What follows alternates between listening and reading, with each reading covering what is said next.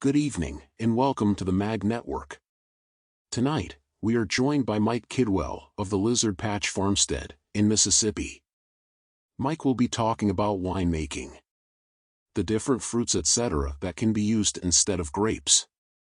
Mike can be reached on Facebook at www.facebook.com/mike.kidwell.3781 or via email at contactus@lizardpatch.com.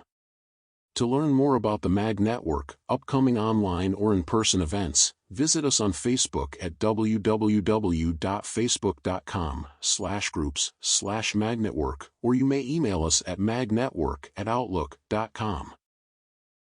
Again, Mike with the Lizard Patch Farmstead in Mississippi, doing his class on winemaking on a homesteader's budget. Welcome, Mike, and thank you for being here. Hey, thank you for having me. I want to say thanks to the M.A.G Network and Indie Guy for making this possible. Well, what I'm here to do is kind of show a simplified method for making wine out of fairly common things that you have around the homestead, things that doesn't always require specialized equipment. Sometimes it might be something you got to pick up that's not too expensive, but nothing out the ordinary for the most part. And you can make wine out of almost anything from pears to apples to grapes to, I mean, if you want to do a spiced apple pie wine, you can do stuff like that. I mean, it really doesn't matter what the flavor is. There's a way to do it that's pretty easy and pretty much foolproof. And what I'm going to go over with is just the tip of an iceberg. I'm going to try to explain it in a simplified method, but pretty much any of this, you can go down a rabbit hole and make it as complex as you could possibly want to make it. Or you could just keep it simple like I do. I learned many years ago from an older gentleman in Alabama, just taught me how to make some muscadine wine one year, and it kind of stuck with me. And I started making watermelon wines and strawberry wines. And now we grow a lot of our own fruit. We've got pear trees and apple trees, blueberries, figs, just all kinds of stuff. And pretty much anything, like I said, can be made into wine. Let's see here. Got some notes I'm going to go through. So, like I said, it's just a simplified process. So, what is wine? Most people think just something made out of grapes, you know, Merlots or Pinot Grigios, things like that. Those are all wonderful. They are great.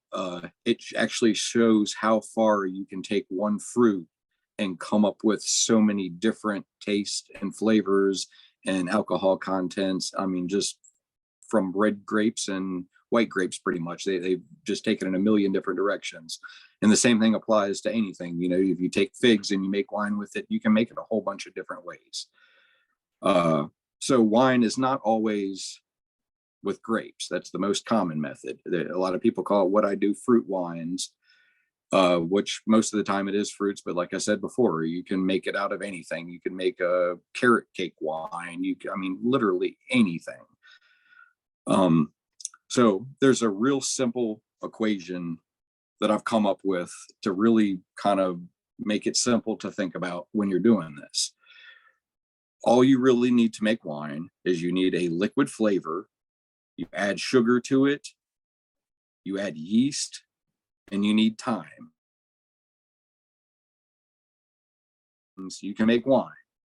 Now, there are other variables that can come into play, temperatures and pHs and things like that. But when you're starting out, you don't need to worry about that stuff. Very rarely will you come across a pH problem or the temperatures being so extreme. I'll go over some of the yeast later that I use, and most of them are good between 50 and 95 degrees. So as long as you're at room temperature or within 20 degrees of it, you're good to go.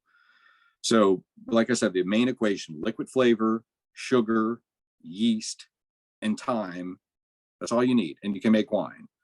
The liquid flavor, like I said, it can be anything. I'm going to explain how we'll come up with just a base liquid to use in a little bit here, but it doesn't have to be fruits. It can be anything. And I keep saying that because I've had some strange things that you wouldn't think would make a good wine. Like I said, I brought carrot cake wine. I made a carrot wine a long time ago, and it was actually sweet. You wouldn't think of it, but it came out good. And with all the new spiced pumpkin flavors and all these things that everybody likes nowadays, you can totally go with seasonal type wines and cider flavors come wintertime and things like that. So liquid flavor, the sugar, mainly I use granulated sugar or honey. If you use honey, you're essentially making a type of mead, but you can use brown sugar. I mean, you could use powdered sugar if that's all that you had. You could use sugar cane if that's what it came down to, and you're in a situation where there's no supply chain, but you got access to sugar cane. You can literally make juice out of that and make wine straight with that if you have to. The yeast is one of the more important things about making wine. You can use a bread yeast like people have talked about and things like that, but it comes out with a really low alcohol content and it's going to taste like bread and it's not going to be very good. But if it came down to it, like I said, supply chains are shut down, it's better than nothing. You can do, like if you're familiar with sourdoughs or anything, people can actually make a sourdough yeast out of the air. The same thing can apply to wine. I've heard of people taking yeast out of their beard hairs and making into a drinkable product. Yeah, I know, I see some nasty faces there, but I'm just saying it can be made out of anything. The main thing is for it to have an okay flavor and to be able to tolerate an alcohol content without dying off. If you use like a bread yeast or something, I think once it gets to about, I don't know, I think it's 5 or 7% or something like that, it just can't handle the alcohol and it kills it. So that's one of the reasons why you need a specialized yeast. You need something that can handle at least 12, 14, 15, 18. They even have yeast now that are 21, 22%.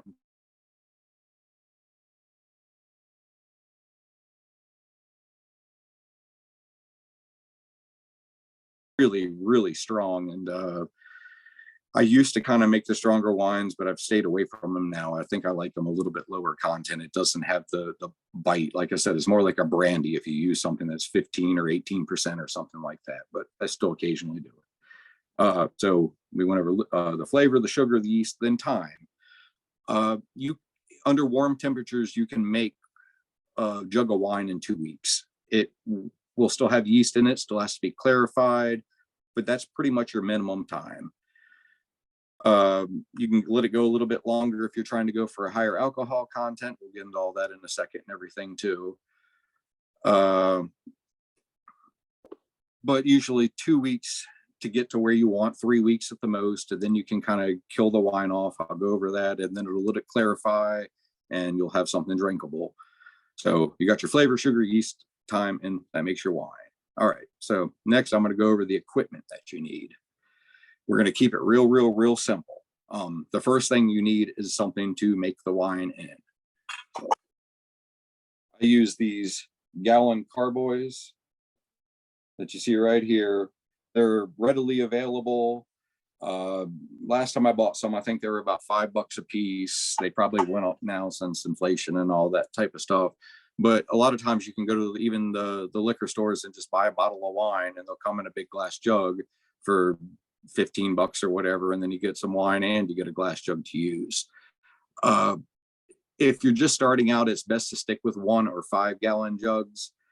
If you go anything bigger, it's kind of hard to control at first until you learn what you're doing. Anything smaller, it just doesn't really quite work out the way that it's supposed to, and it's kind of a pain too. So you have your glass jugs. Like I said, 1 gallon is what I normally use, or 5 gallons. If it came down to it and you had to do it in a plastic jug or something like that, it's very possible to do that. I did that when I was younger.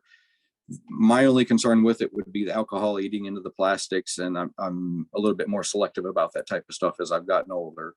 And maybe it might leach something. I don't know about food grade plastic. It might hold up a little bit better with the alcohol content. But once again, if it came down to it, supply lines are shut down. Yeah, you could use milk jugs and things like that if you had to.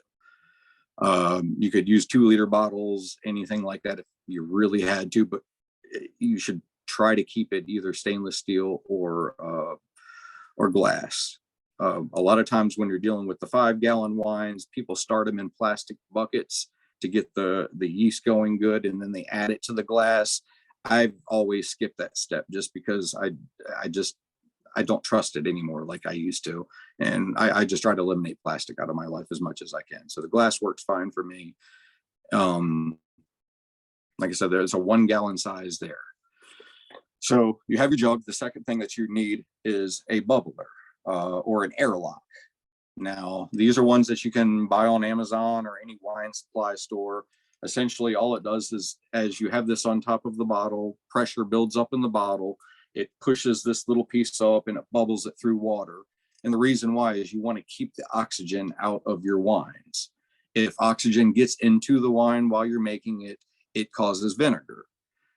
So you want to keep it out. It creates the CO2. It gives it the right environment inside the thing without allowing air to get back into it. So these are pretty important. Now, when I was younger, before you could just order anything online, I would just take a cap. I would drill a hole, put a piece of plastic tubing down in it, and the tubing would come out and go into a cup of water. And it kept it from coming back in. It worked totally fine.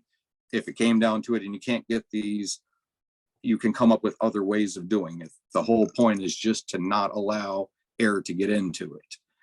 A lot of people will put balloons on the end of it, and you can put a balloon around the tip of your jug and it will fill up with air. You poke just a tiny little pinhole in it and it'll stay filled with the CO2 and slowly leak out. And then once that drops down and falls to the side, it means your wine's done. That's how a lot of old timers have done it back before you had the access to the airlocks and the bubblers.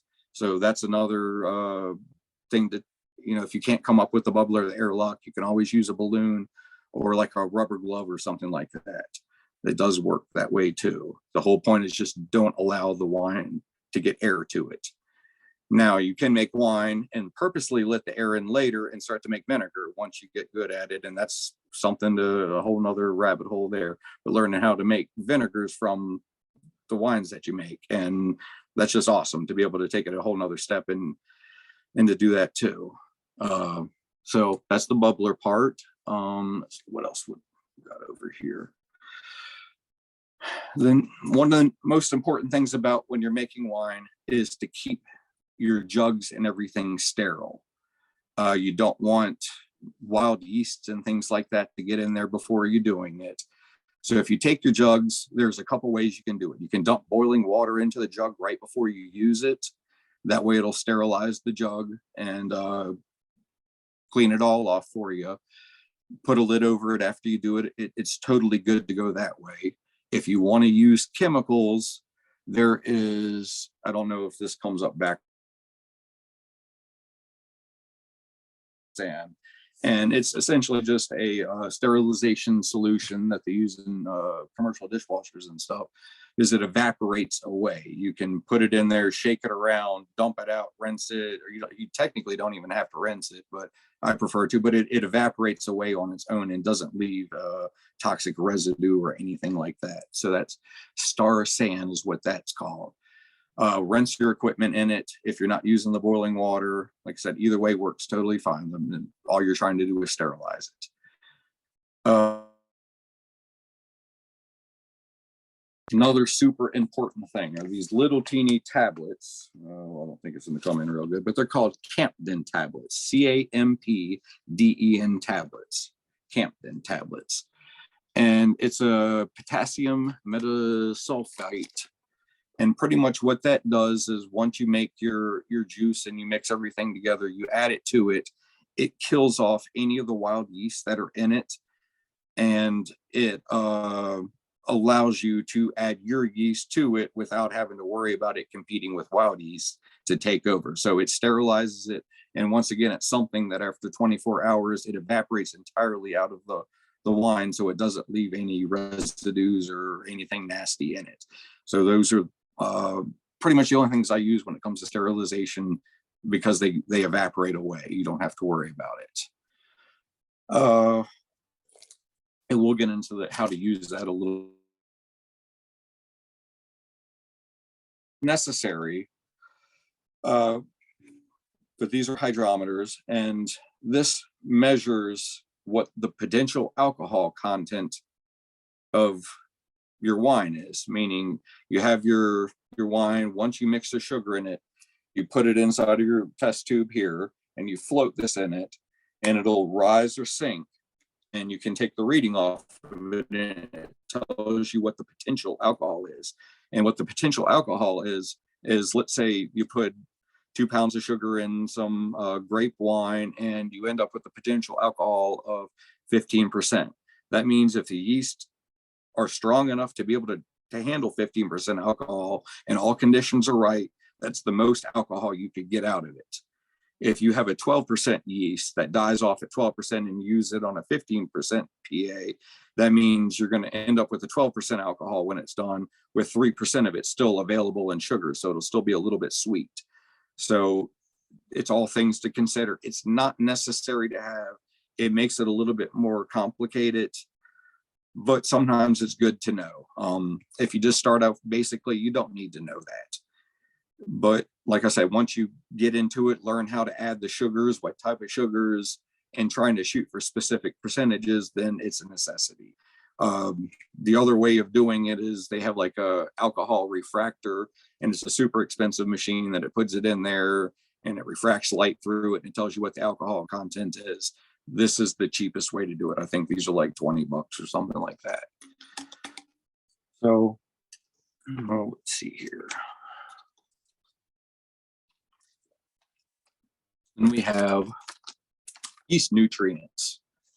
These are little salt looking things that if you're making a wine out of like a flower, like hibiscus or something that's real simple and doesn't have a lot of nutrients in it, you need to add a yeast nutrient to it so the yeast has something to eat in addition to the sugars to keep it healthy. So there's yeast nutrients that you can buy and use. That's the commercial way of doing it. I keep them on hand. I very rarely need to use them. I make a hibiscus wine, and that's probably about the only thing that I ever have to add it to.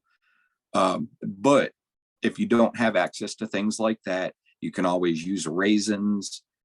You can just drop some dried raisins in there with it, and that will serve the same purpose, like a handful of them. It doesn't change the flavor of the wine very much or anything like that, but it does give the yeast what they need to eat.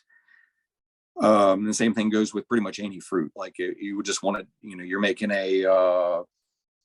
let's say you're doing a pear wine and it's not quite catching. You can always add the raisins or the grapes, or maybe throw some strawberries or something like that in there if you don't want to use the yeast nutrients.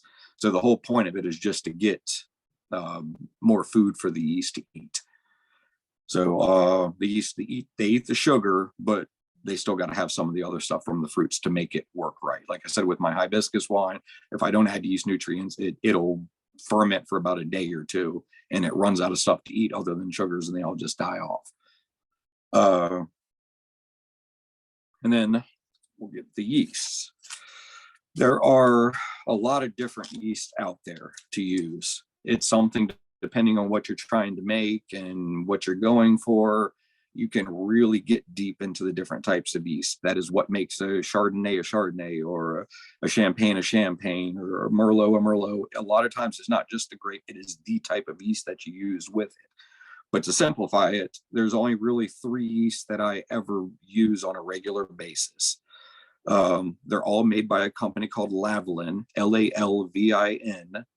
It's one of the more popular yeast makers. They usually go for about $1 for a pack of yeast, and a pack of yeast will do about 5 gallons of wine. Or you can even do like how people do sourdough starters. You can do the same thing with yeast and start it, add sugar, maintain it. You can keep it in your fridge and use it as you need it. That way you're not constantly buying yeast, but you need to, that's a whole process in and of itself. You need to look up, you got to dump it out every week or so, add some more sugar water to it. So you're trying to keep it alive without it letting it get too high of an alcohol content and dying. I just usually buy more yeast. If it came down to it, I know how to make it, but it's easier to just keep it on hand. So the first type I use is called D47. And D47 is a mead or a cider type yeast. It also, they use it on white and rose type wine. So if you have like a light colored fruit, the pears, the apples, the white muscadines, It's a good one for that. It has a 15% alcohol tolerance. So that means under ideal conditions, you can get 15% alcohol out of it. And that's got a kick. It's more than you think. So that's some pretty strong stuff. It works between 50 and 95 degrees. So pretty much year round, if you're in room temperature, you're good to go. It will work. And as far as different types of yeast, sometimes use different types of nutrients and amounts. This just uses a normal amount of nutrients, meaning you would probably have to add nutrients to it if you were doing just a basic wine like I was just talking about a little while ago. But this is something, it's a good mead yeast. Next one that I have is K1 V1116. K1 V1116. And that is a fruit wine yeast. So most of your fruits, this is the one you're going to want to use. It's once again 50 to 95 degrees. It can tolerate a wide variety of temperatures. 16% alcohol. So if you want to make something strong, you can make something strong. You want to make it weaker, you can make it weaker. It's a low foam. It doesn't boil over, which is something we'll talk about in the process here in a few minutes too. It keeps the flavor of the fruit is one of the more important things about it. It doesn't eat into the apple flavor or the pear fruit flavor or whatever. It keeps it there a lot longer, and it starts out really, really quick. I mean, we put it in there, it's going within 24 hours.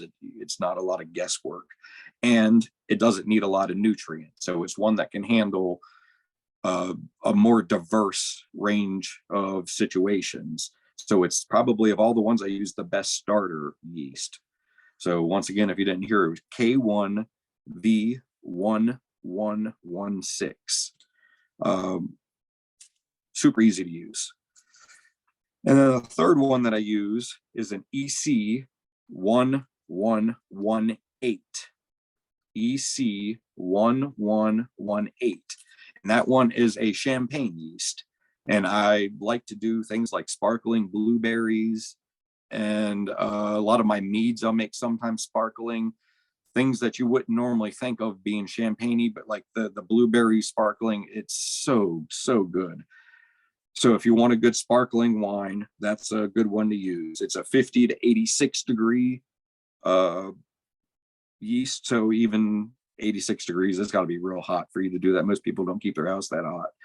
Low foam, 18% alcohol on it. It is a really high alcohol percent. This one can get out of hand. If you put a lot of sugar in there and let it go, you can really, it goes a lot further than you think. And 18% wine is, like I said, like brandy. It will put you to sleep if you drink it too quick. And it inhibits the wild yeast too. So it's a good one if you're having trouble with other stuck ferments that don't want to get going or don't seem to be doing right, and you add this one to it, it's kind of like the cure-all. So in case I'm having problems with other ones, that's the fallback one. And like I said, it's a real high alcohol content, so you got to watch how much sugar you're starting with unless you really want it to be strong. Oh, let's see.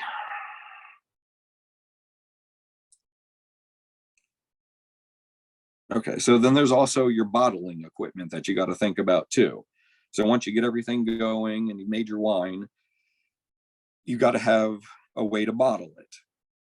Now they make pumps and things like that that you can put down in the jug, and they're electric, some are hand pump, and they fill up a wine bottle really quick. That's really the way to go. It's super quick if you're doing a lot. If you're only doing a gallon or two or something like that at a time, you don't need to worry about that type of stuff. It doesn't matter. But one of the things that you do need to have is some sort of cork inserter. They make these tools that will push a cork inside to the top of the bottle for you. If you plan on bottling it, you've got to have it. There's no way around it. They're not super expensive or anything like that, and you can buy corks for almost nothing. And one of the other things you can do too is use old beer bottles. Beer bottles make a good like single serving size amount of wine, and they're good for gifts, or if you have people come over and you want to kind of try out a couple different types, they're good to have the beer bottle size one. So if you save beer bottles, a cork will fit right into the top of it absolutely perfectly. and it saves you money. If you go to buy wine bottles, they're like $1 a piece, I think is what they were before. They probably went up, or you can save them, from the store or whatever too. But there are different size corks. Just make sure you're getting the right size for the size bottles. They're pretty much all the same size, but there are different sizes. So bottling equipment, that's about all you have to have. So when it really boils down to it, you need a jug, you need your airlock, and some filters, I guess, to filter out when you're making your pulp, your sterilization items, and that's really about it. It doesn't take a lot. If it came down to it, you could get away with just the airlock and the bottle and sterilize everything with the boiling water and stuff like that, like I said, too. So it really doesn't take as much equipment as people think. Now, you can take it a lot further and get fancy equipment, and sure, you can go a lot further with it, but there's no need to. I mean, you can really do it with just this basic stuff. So the ingredients, the yeast I went over, the yeast nutrients, I explained about that. Sugars, you can use any sugar available. The granulated works totally fine. Honey is great to use. You can, that's making a mead. If you just use honey, water, and your yeast, that makes a plain basic mead. And those are great. And then you can also do things like add apples to it or add blueberries to it, and it gives it a wonderful, wonderful flavor. The more concentrated the sugar is, the less of it that you need to use. Like if, for instance, with a gallon of let's say you were doing a muscadine wine, you can get away with 2 pounds of granulated sugar. But if you were going to use brown sugar in it, you would want to use closer to 3 because it's not as concentrated as the granulated sugar is. And then the fruits of the flavors, like I've said, you can use anything whatsoever. So making the wine, I went over all the equipment and what you can make it out of. The simplest way to do it is to start with the juice. Instead of trying to do your ferment in the mashed fruits and things like that, you have a lot of chance of wild yeast taking over, or rot taking over, vinegars forming. If you just start with juice and you add your sugar and your yeast to it, you can come up with a really good wine really simply. It's really clean, and you can control the flavors and everything perfectly with it. So one of the most important things is to start with clean water. Don't just use tap water.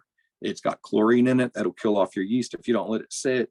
It has who knows what else in it. It's just use a filtered water. You can buy spring water, you can buy distilled water. If you have a reverse osmosis system, that's what I use. That's the way to go. Then you're starting from scratch. You're not going to get anything bad in it. It doesn't have any metals. It's clean and good to go. With the clean water, it makes it clean tasting wine. I've seen tap water ruin wine before, just because of what was in it, I guess. Sterilization, super important. Like I said before, keep your jugs clean right before you use them. Dump the boiling water in it. If you're going to make the juice, you can dump it. Well, let me take it a step back. Okay, so let's just say we're working with muscadines for the sake of it. So you go pick your muscadines. The first thing you want to do is you want to crush them all up to let the juices out. Put it in a pot and just barely cover it with water. You don't want it to be drowned in water, but you need everything to be covered. Put it on simmer. You don't want to do it real hot. You can use a crock pot. Pretty much all you're trying to do is you're trying to heat it to a point that it'll kill off any of the wild yeast that are in it, that it'll extract the sugars out of the fruit and take the flavors out of the fruit without cooking the flavors. Because if you overheat it, it'll start to turn dark. It'll lose the good taste. It won't taste like the fruit you want it to. It'll still be okay a lot of times, but it just won't be as good as it can be. So you take your fruits, whether it's muscadines, crush them. Hang on one second.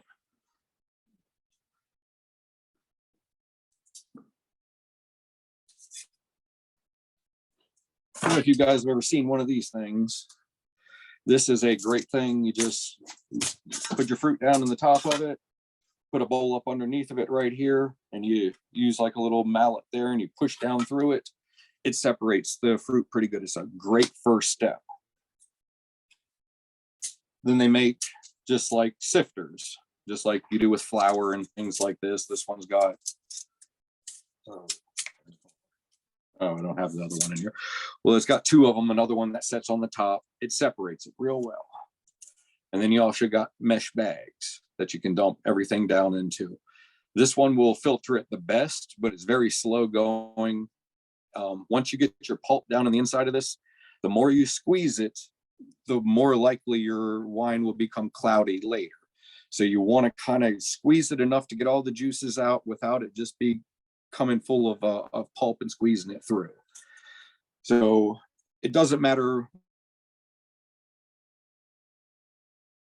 Want to heat it without overcooking it. You just got to keep an eye on it. Like I said, you're trying to extract the sugars and the flavor without boiling it or too much. You can boil it a little bit, dump it through your filters and strain it out. So that's the juice that you're going to be working with.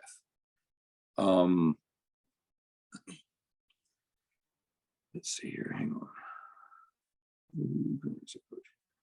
Okay, so if you take that while it's still hot and you dump it,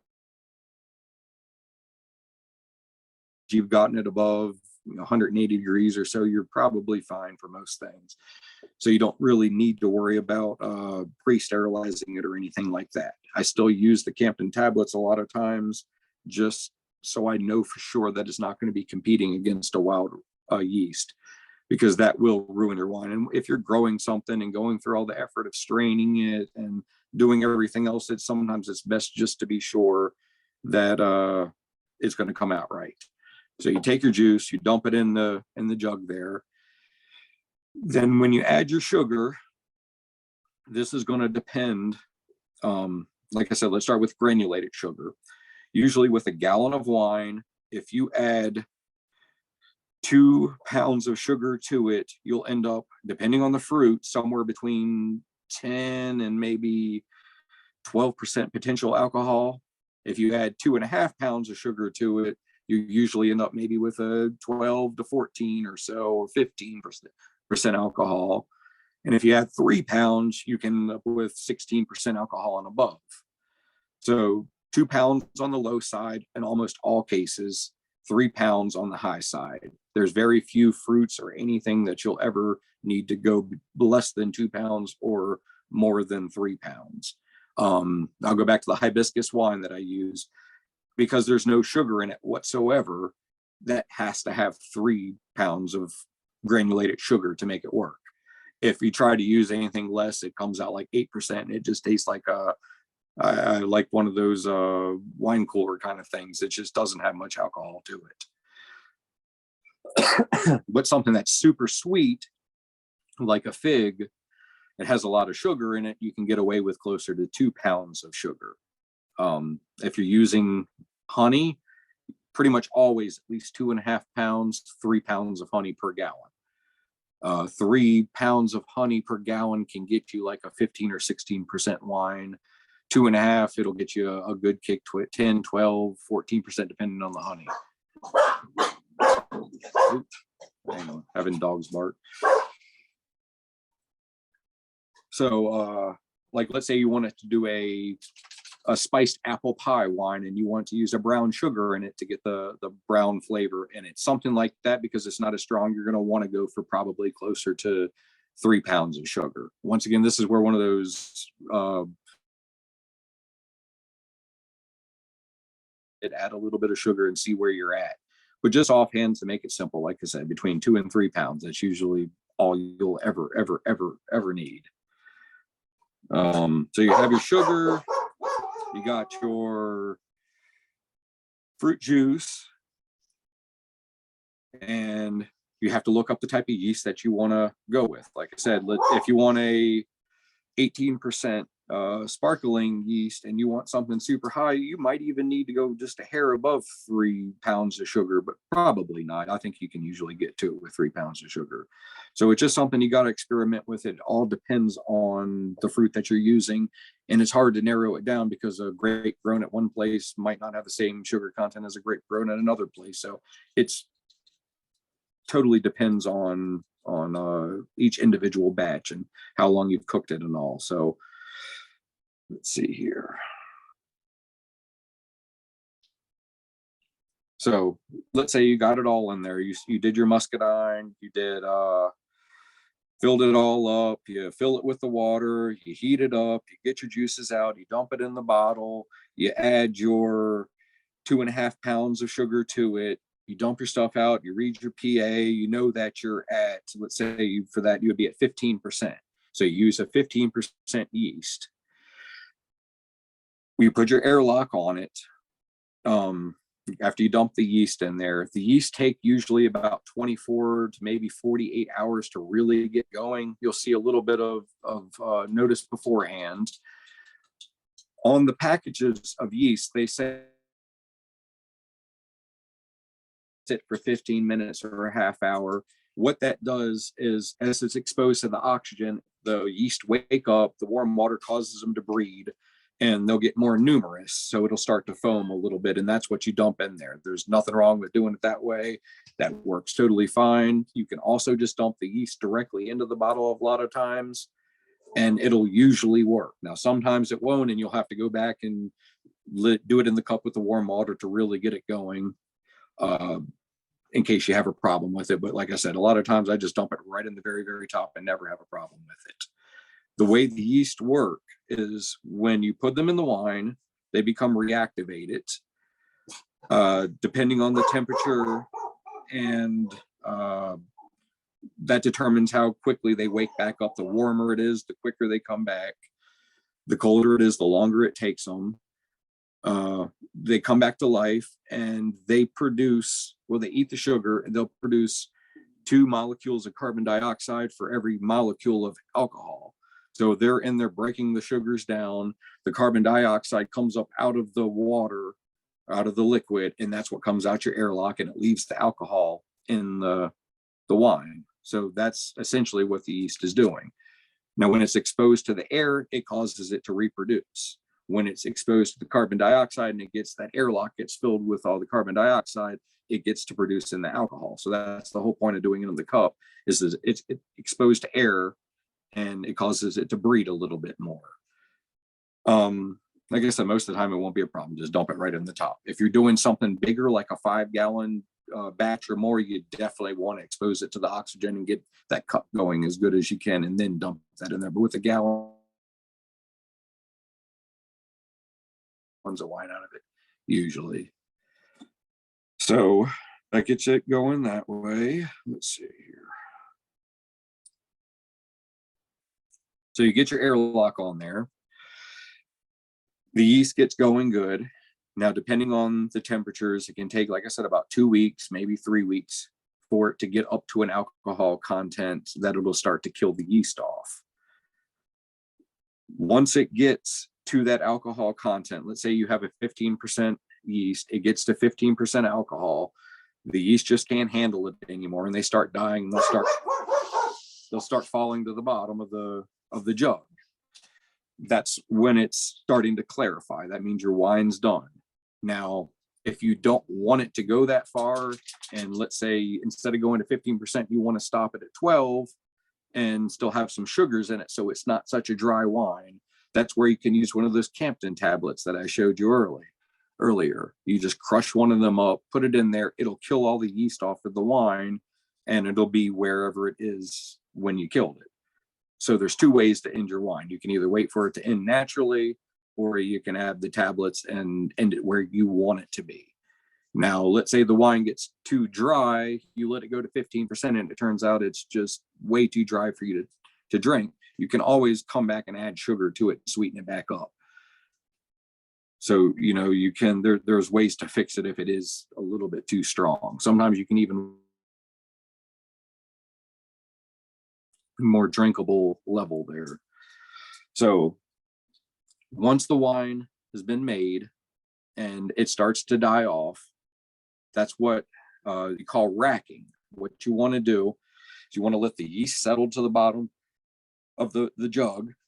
You're going to very slowly dump it or use a pump to get the top layer of the wine off while leaving the couple inches of yeast on the bottom, and you end up with a clearer wine. Then you let it sit in another bottle and let it die off and let the yeast drop down. And usually after you clarify it once or twice, it'll come out pretty clear.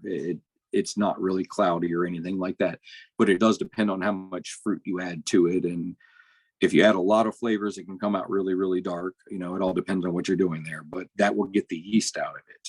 Now you can still drink it before you take the yeast out. There's nothing poisonous or anything like that about it. It's still totally drinkable, but it has the yeast flavor to it. If you really want to taste the fruits and stuff, you want to clarify it. Just, it takes a little bit longer, maybe another 2 weeks or something like that. The longer you do it, the clearer it will get. You can let it sit for a month or two and it'll really, really, really get clear, but it's not always necessary. Usually a couple weeks is all that it takes. So you make your fruit wine, your fruit juice, you add your sugar to it, you add your yeast to it, you put the airlock on it, and you let it sit. That's all it takes. Like I said, it doesn't matter what the flavor is, doesn't matter what the sugar is, as long as you're paying attention and not adding too much of something, you're good to go. It's really, really, really simple. Sometimes when you're doing it, they have what's called a stuck ferment. And a lot of times what that means is you put your yeast into it and it might bubble for a day and then stop, or it might not ever take off, or it might go for a couple days and then stop. It can be several different things that cause that. Without getting really complex into it, usually the number one cause is there's not enough yeast nutrients in it. So that goes back to either adding the raisins or the grapes or something like that, or the yeast nutrient, if that's what you're using. And a lot of times, I would say 9 out of 10 times, that's what the problem is, and it'll get it going. Sometimes it can just be the yeast, there's a sulfur level to your fruit when you're making the wine, and sometimes the sulfur level is too high and the yeast just not happy with it. That's where the EC 1118 yeast that I recommend will come in, and it can handle usually any sulfur content that a wine is, and that's fine. The other thing is sometimes if it's too cold, the yeast do work at 50 degrees and 60 degrees, but they got to get going before they really work well. So sometimes you might need to go back and go to that step where you put the yeast in a warm glass of water and just let it sit longer than you normally would and keep it warm. That way it has more yeast when you finally go to dump it in there, and it's not trying to reproduce in the wine, it's reproducing before you put it there. So that can usually kickstart it. So as far as your stuck ferments, that's usually what they boil down to. Like I said, 9 times out of 10, it's the yeast nutrient problem or temperature. Now, let's say you let it sit, it's been sitting for a couple weeks, and you go to check it, and you take the lid off of it, and you give it a whiff, and it smells like vinegar or smells sour. What that means is that air got into it. You probably didn't have enough water in the airlock, or maybe there was a pinhole in it, or it was on crooked or something like that. Once it turns to vinegar, there's nothing you can do to save it. It's going to be bad. Now, if it just smells like vinegar and you want to learn how to do it, you can learn how to make vinegar and totally turn it into vinegar from there. There's nothing wrong with that whatsoever, but it's, like I said, that's a whole nother process in and of itself. So sometimes you can even salvage what you thought had went bad. But usually once the air gets in there, there's not a lot you can do. It could take time though. It's not like you just leave it off for like an hour and then all of a sudden it's bad. It can take it days or even weeks before you start to smell anything bad. And sometimes that can be a problem later when you come to bottling it, because you might not notice. Then you bottle it and you put it up, and then you come back later and your wine's spoiled. But if you keep your stuff clean, you don't open your airlocks unless you have to, you don't need to worry about most of this stuff. It's usually fine. So sometimes it can be really, really strong. You'll do it, you take a sip of it, and it'll almost be like rubbing alcohol in it. Usually that means you started with too much sugar, you used something that was too high, it just got really, really high. Sometimes letting it sit longer, the alcohol flavor will merge into the wine and make it more tolerable.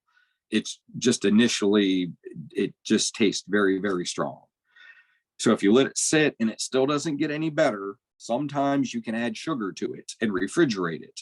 I know if like I do a watermelon wine, a lot of times they don't taste right unless you add the sugar and refrigerate it. Otherwise, it almost tastes like a rotten watermelon. I don't know how else to put it. But add the sugar, refrigerate it. That can take care of the problem of it being too strong. Or, like I said earlier, you can water it down even if it's just drop the alcohol content a little bit. And it'll usually be fine. But when you're adding the water, make sure it's sterile water and you're not putting anything else bad in there. So then you got your wine, you need to bottle it and preserve it. That's where you collect the wine bottles that you have, ask your friends, ask your neighbors, save bottles for you. You can always use them. 1 gallon will make about 4.5 bottles of wine. So you can start going through them real quick once you get a bunch going. Like I said, you can use the beer bottles if you want personal individual size bottles. They work out great. When you go to bottle it, if you use that Campton tablet that I talked about, you use that in there, dump it in the bottle, and go ahead and put your cork on it.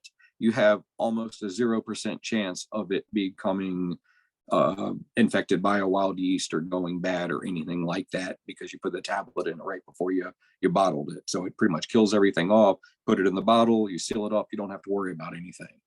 And then just like with good wines, like they say, you hold the bottle upside down when you're storing it.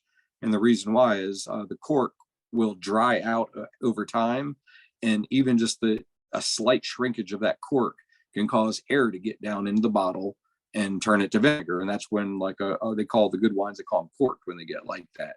It has a very nasty taste and they're just not good. So when you store them upside down if it's long term. If you're planning on just keeping them a few months or whatever before you drink it, you don't need to worry about that at all. Just if you plan on keeping them for any extended amount of time. Certain things like meads, they taste a lot better after they've been aged years than they do fresh. They're totally drinkable fresh, but the flavors come out, it gets more complex. So stuff like that you want to put up. There's no need to have to do that though. You can totally drink them as soon as they're ready. A lot of mine barely make it past the jug stage. I'll drink it right out the jug, and you get one going and you can drink on it for 2 weeks. Or whatever, however fast you drink it. But let's see. So we've went over bottling problems, making the wine. Oh, well, I guess I'm about at the point where I'm ready for questions, because I might have skipped over some stuff there. Hey, Mike, we yeah, do have 2 questions in chat. Jenny asked, can I use 100% juice purchased from the store? Okay, well, as far as that one goes, a lot of times you can check the juices and make sure there's no preservatives in it. If it's, I think it's Juicy Juice. Is it Juicy Juice that doesn't have the preservative? One of them I know we have at the Kroger that doesn't have preservatives in it, and you can use those. If it has sodium anything or potassium anything, you can't do it. So if it's a natural juice, definitely 100%. A lot of the ciders that you get from the store, they don't have any preservatives in them. And if you get them on sale, like we got some for 99 cents a gallon, they're totally fine to make into wine. There's no preservatives in them. So yes, as long as there's no preservatives, it's good to go. And we got a question from Leslie. She asked, how much juice do you use to 2 pounds of sugar? Okay, that would be per gallon of juice. When you're making the juice out of the fruit, you can't really always tell exactly how much you're going to get. So you get a pan that's a little bit bigger, maybe like a 2-gallon pan. You fill your fruit in that, then you might get a gallon of juice out of it after you've cooked it down and everything and strained it. Everything's different depending on what it is. So, but for 2 pounds of sugar on the low side, that's per gallon of juice. I mean, a little bit less. You don't really want to fill it all the way to the top either. Let me show you. When you fill this jug up, there's a little line that says 1 gallon right up on here where it's imprinted on it. I fill right to below that, right about where the curve is. And it leaves it enough headspace that once it starts to bubble, as the yeast eats the sugar, it'll cause a little bit of foam to form. So it gives it enough room, what they call head space, for the foam to form around the top part. So usually that's enough. If you want to just dump the sugar in first and then fill the liquid up and then stir it around real good, that's another way. That way you don't have to worry about overdoing it, and you have exactly what you want. And as far as when you fill it up, knowing how much juice to use, you want it to be dark when you put it in there. Like if you dumped it in there and it was see-through, very opaque, it's probably going to come out really weak at the end. But if it's so dark that you hold it up and you can't even see a light on the other side, you could actually probably get away with 2 gallons of wine instead of just doing 1. So it's just something you practice, and depending on how flavorful you want it is how thick you would make it. Marla's asking, what about making your own yeast to use? Yes. Like I said, people do that.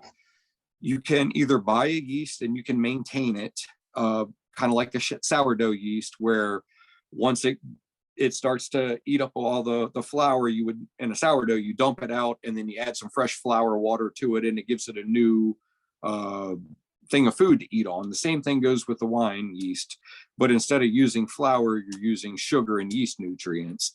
So you're putting it dump it in a jar, let it get up to its alcohol content. It can get a little bit strong. You dump half of it out, and you're going to dump sugar water back in there with the nutrients in it and just keep it going. As far as making it yourself out of the air, like I said earlier, a guy had made it off of his beard hair yeast and stuff like that.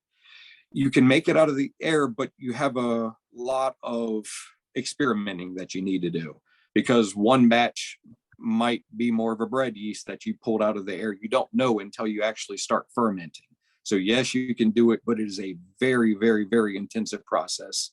And like if it came down to where the supply chains are down, you could definitely do it without having to buy a yeast. A lot of times just the yeast that are naturally on the fruit will do it. But once again, like I said, then you're limited to certain alcohol contents, and maybe the flavor's not quite right.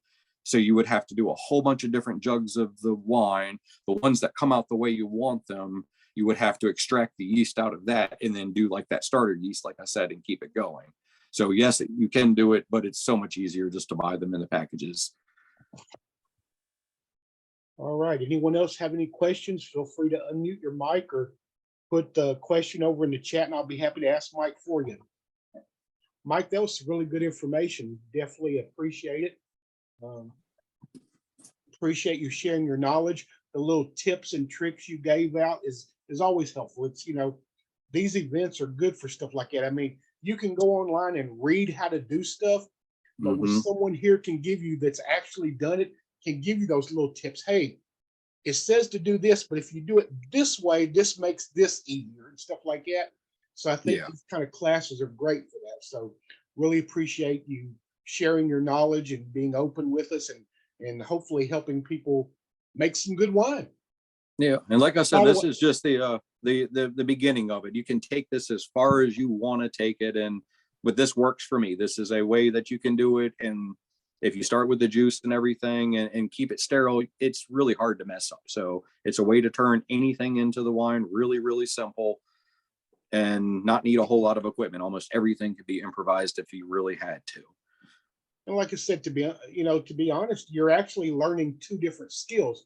You're learning winemaking, but then you also can take it to the next step and get into the different vinegars and stuff like that. So it actually, and that's one good thing. It's nice to learn. Okay, I can make wine.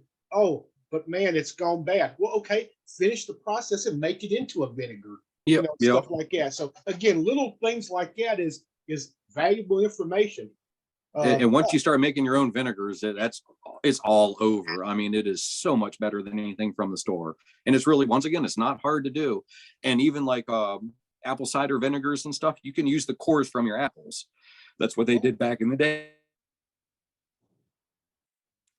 The wines or whatever, and you can use the cores with the seeds that you would just normally toss in the trash or whatever, or feed the chickens, and that's what you make the apple cider vinegar out of. So it's a whole nother thing. It goes totally hand in hand with. Right. Susan's asking, what's your favorite fruit to make wine with? Actually, probably pineapple. It's a lot of, yeah, I know you wouldn't think of it. And the first time I did it, I was kind of like, I don't know. My wife gave me the idea and they were on sale for, I think, 99 cents a piece or something. So I was like, you know what, let's try it. And I'm not going to lie, a pineapple wine, it is like, it's refreshing. It's one of those things that, like, after you've been out working in the yard on a hot summer day, you just have some chilled pineapple wine and Cool. so probably pineapple would be my favorite. I like the muscadines because we grow them and you can go so many different ways with it. You can make it like a regular style wine. If you want to do like a Merlot, you can add things like oak chips to your wine and it gives it the tannins and that flavor that you're used to from a red wine. So you can make it that way, or you can make it more like a fruit wine. I mean, you can go a million different ways with it too. So yeah, pineapple would probably be my favorite, followed by muscadines. And Leslie, I will try to twist his arm and see if we can get a vinegar class sometime next year. We'll see how that goes. I'm not an expert on vinegars. Like I don't know as much about that as I do the wines. I know how basically to do it, but I don't know if I could talk very long about it. Mike, Jess is wanting to know what do you think's the easiest to start with? Making wine, mead, sparkling? I mean, what's your thoughts for the beginning steps and easiest to start with? Well, the easiest is probably a mead because you don't have to worry about the fruits. You don't have to worry about trying to get flavors. The honey has your flavors and it has your sugars in it. You don't have to, grow an apple. You don't have to crush it. You don't have to extract it. And a real simple mead, all you got to do is you have 3 pounds of honey, like a clover honey. Always pay attention to the type of honey that you're buying because they all have different flavors. The mead will carry whatever flavor that honey is over into it big time. So if it's like a woodsy type honey, it's going to be a woodsy type wine. We just harvest a bunch of honey from our bees outside. They had done a lot of goldenrod. So the goldenrod has a super woodsy flavor. I mean, almost like it's been aged in an oak barrel or something like that. So that's something real good to use for the mead. So anyways, 3 pounds of honey into a gallon. And if you use that, the D47 yeast on it, you'll get close to 15% out of it.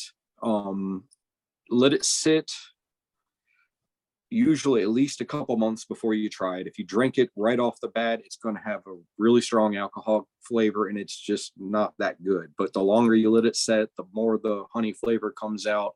And it gets to the point where it's just like drinking honey alcohol. I mean, I don't know how else to put it, but it's just, you can get carried away with it. There's a reason why the Vikings like so much.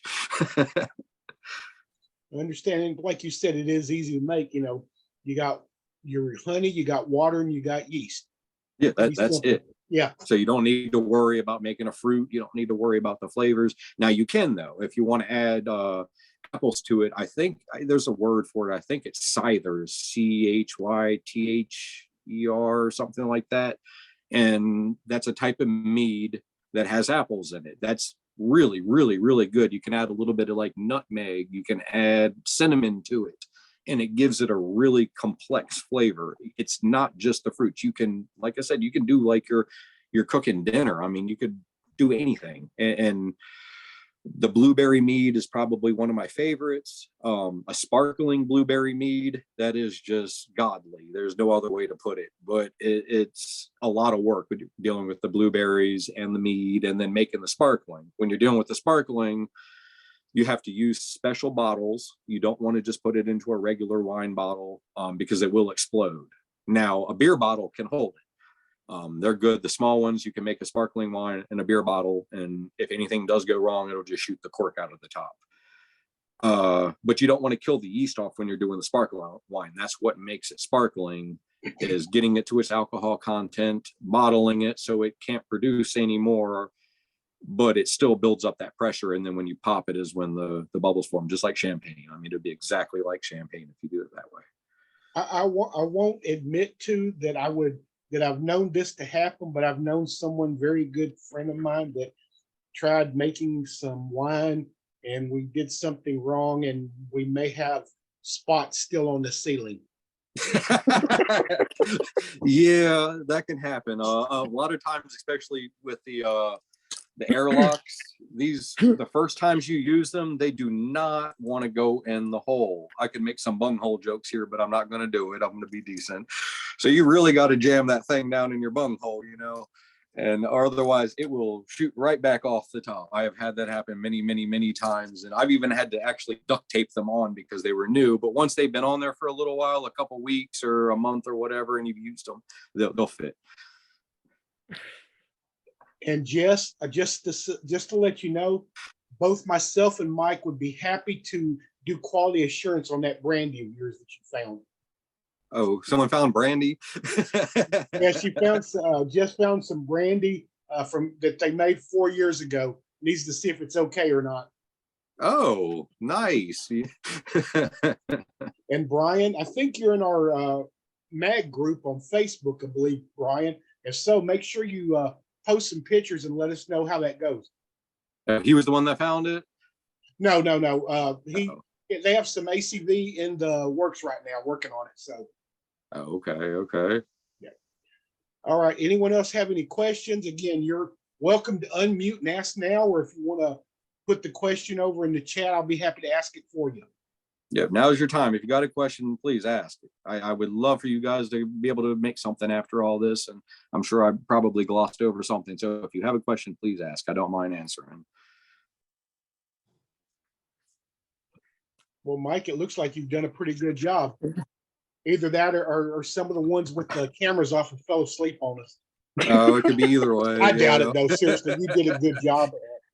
Definitely appreciate you coming on here, taking your evening to spend with us and help us learn and do better at making wine. Or if we've never made it, give us at least a starting point to go with. So, and if you make them, let me know how it comes out too. I would like to see you guys' results too. So please reach out to me and let me know if you made something. It'd make my day. He's Mike Kidwell from the Lizard Patch Farmstead in Mississippi. He is also one of the moderators in our Facebook group, the MAG Network. So reach out to him. If you can't get a hold of him, shoot me a message and I can get a hold of him and he'll follow up with you. And just to kind of reiterate, we have a class coming up Tuesday, December 6th at 7 p.m. Eastern time here.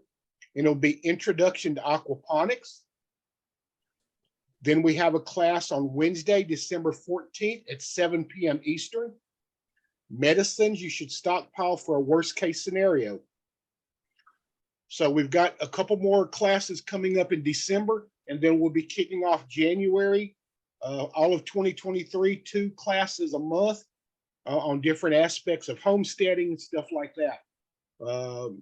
And like I mentioned at the beginning, if you have any suggestions or questions, something you'd like to see next year, shoot me a message. Be happy to try to work it out and add that to here. And just like I told y'all at the beginning, we do record these. So if you want to come to one of the classes, you can't make it or something, we will post it on our YouTube channel, probably a day or two after the event. And if you look back in the comments section, you'll see some of our links to like our YouTube channel, to some of the upcoming events, both online Zoom as well as our in-person conferences that we're doing. So by all means, reach out to us. Let us know how we're doing. Let us know what you want.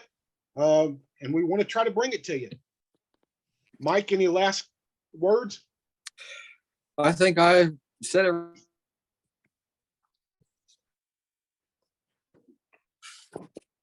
All right, ladies and gentlemen, it's been a pleasure. Thank y'all for coming tonight. I'll post online on my profile on Facebook, Indie Guy, once I get it up on YouTube. So that way you can go back and reference it if you want to follow up again. And I'll also put a link to, so you can get a hold of Mike on the Lizard Patch Farmstead page. Again, thank y'all very much. Y'all have a good night and be safe. Thank y'all. Cheers, everybody.